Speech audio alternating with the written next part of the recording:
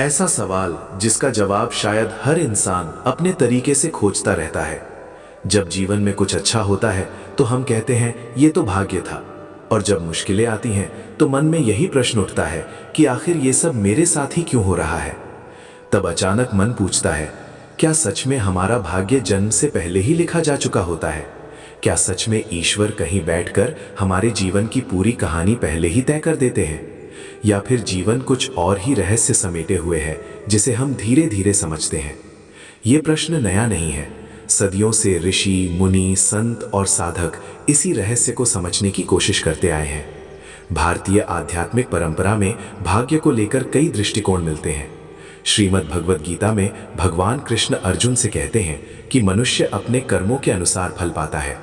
ये बात पहली नज़र में सरल लगती है, लेकिन जब हम इसे जीवन के अनुभवों से जोड़कर देखते हैं तो इसका अर्थ बहुत गहरा हो जाता है।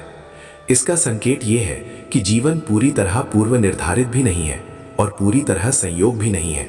हमारे कर्म, हमारी प्रवृत्तियां और हमारी चेतना मिलकर उस रास्ते को बनाती हैं जिसे हम भाग्य कहते हैं।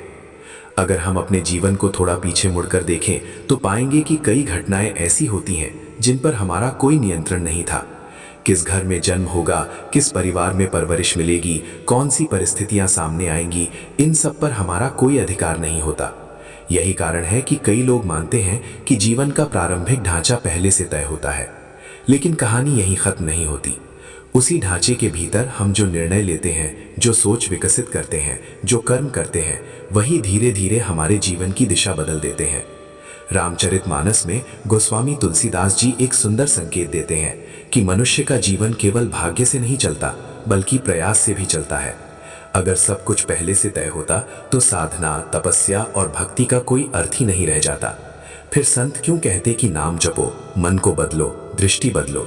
इसका अर्थ यही है कि भाग्य एक बीज की तरह है, लेकिन वो बीज कैसे पेड़ बनेगा ये हमारे प्रयास और हमारी चेतना तय करती है। संत कबीर दास ने भी इस विषय पर बहुत सरल और गहरी बात कही है। उनका एक दोहा है, करता था तो क्यों रहा, अब कर क्यों पछताए, बोया पेड़ बबूल का, आम कहाँ से खाए। कबीर का ये संदेश हमें ये समझाता है कि कर्म और परिणाम का संबंध बहुत गहरा है। अगर हम अपने जीवन में बार बार नकारात्मक विचार बोते रहेंगे, क्रोध और असंतोष को बढ़ाते रहेंगे, तो उसका असर भी जीवन में दिखाई देगा। लेकिन अगर हम धैर्य, विश्वास और सकारात्मकता का बीज बोएंगे तो धीरे धीरे जीवन में उसका फल भी दिखाई देगा। यहाँ एक और महत्वपूर्ण बात समझने की है। भाग्य को लेकर अक्सर लोग दो चरम सीमाओं में चले जाते हैं। कुछ लोग सब कुछ भाग्य पर छोड़ देते हैं और प्रयास करना बंद कर देते हैं। वे सोचते हैं कि जो लिखा है वही होगा। दूसरी ओर कुछ लोग पूरी तरह भाग्य को नकार देते हैं और मानते हैं कि सब कुछ केवल प्रयास से ही संभव है। लेकिन भारतीय दर्शन इन दोनों के बीच संतुलन की बात करता है। ये कहता है कि जीवन एक नदी की तरह है। नदी का स्रोत और दिशा कुछ हद तक तय होती है, लेकिन उस धारा में हम कैसे तैरते हैं ये हमारे प्रयास पर निर्भर करता है। उपनिषदों में आत्मा की यात्रा का वर्णन करते हुए ये बताया गया है कि मनुष्य अपने कर्मों और संस्कारों को लेकर आगे बढ़ता है। इसका अर्थ ये हुआ कि जीवन केवल इस जन्म की कहानी नहीं है। हमारी चेतना में कई पुराने अनुभव और संस्कार भी जुड़े रहते हैं। यही संस्कार कभी कभी हमें किसी दिशा में आकर्षित करते हैं। कोई व्यक्ति बिना कारण ही भक्ति की ओर झुक जाता है, कोई ध्यान की ओर, कोई सेवा की ओर। ये केवल संयोग नहीं बल्कि चेतना की गहरी यात्रा का हिस्सा हो सकता है।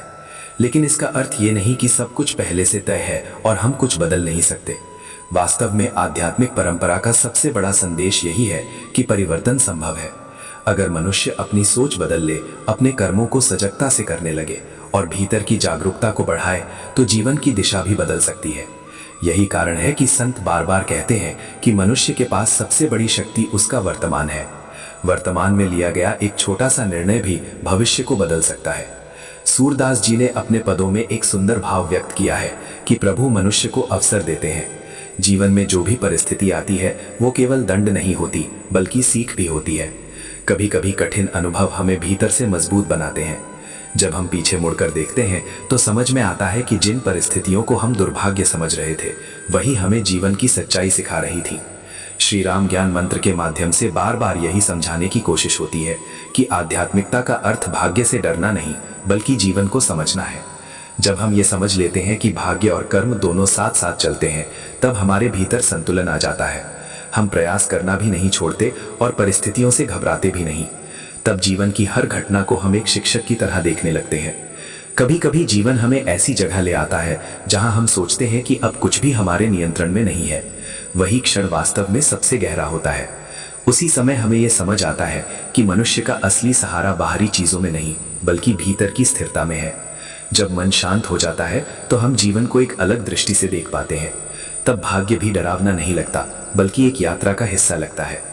इस पूरे विषय को समझते हुए अंत में बस एक बात याद रखने योग्य है कि जीवन किसी एक सूत्र से नहीं चलता। भाग्य, कर्म, परिस्थितियां और हमारी सोच, ये सब मिलकर जीवन की कहानी बनाते हैं। अगर हम केवल भाग्य पर निर्भर रहेंगे तो प्रयास खत्म हो जाएगा, और अगर हम केवल प्रयास पर भरोसा करेंगे तो जीवन की गहराई छूट जाएगी। सच्ची समझ तब आती है जब हम दोनों के बीच संतुलन बना लेते हैं। अगर आज की इस चर्चा ने आपके मन में कोई नया विचार जगाया हो, अगर आपको लगा हो कि जीवन को देखने का एक अलग दृष्टिकोण भी हो सकता है, तो इस विचार को अपने भीतर थोड़ा समय दीजिए।